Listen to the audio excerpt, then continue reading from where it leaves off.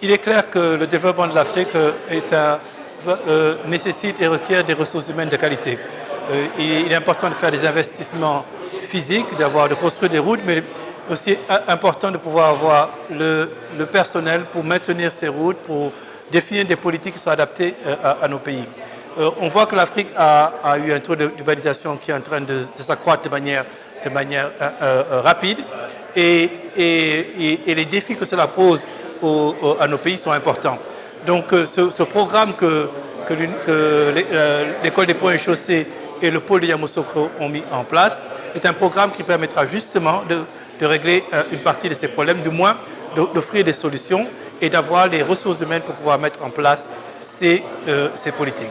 Il est clair que sans des gens qualifiés qui puissent mettre en place les politiques qui sont nécessaires à l'efficacité de ces investissements, bien sûr, ne permettront pas d'avoir les résultats qui sont requis. D'où la nécessité d'avoir des programmes de qualité, mais également des programmes qui soient adaptés à la réalité des pays africains.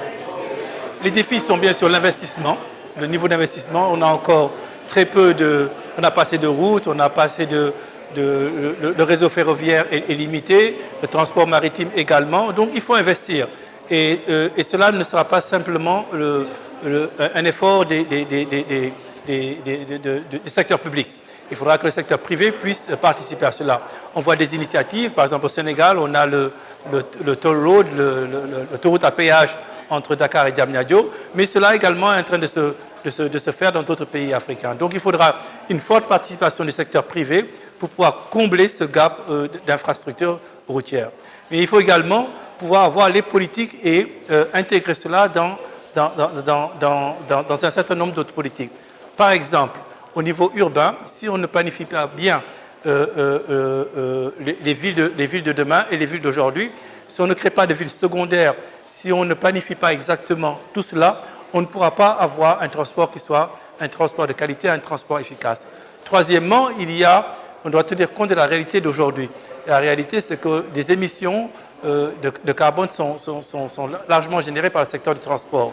Donc, comment faire pour avoir un transport qui produise beaucoup moins de carbone?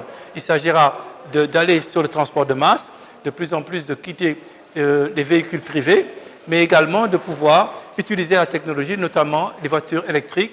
Et cela a été toute une discussion importante lors de la COP24 qui s'est déroulée récemment en Pologne. Merci.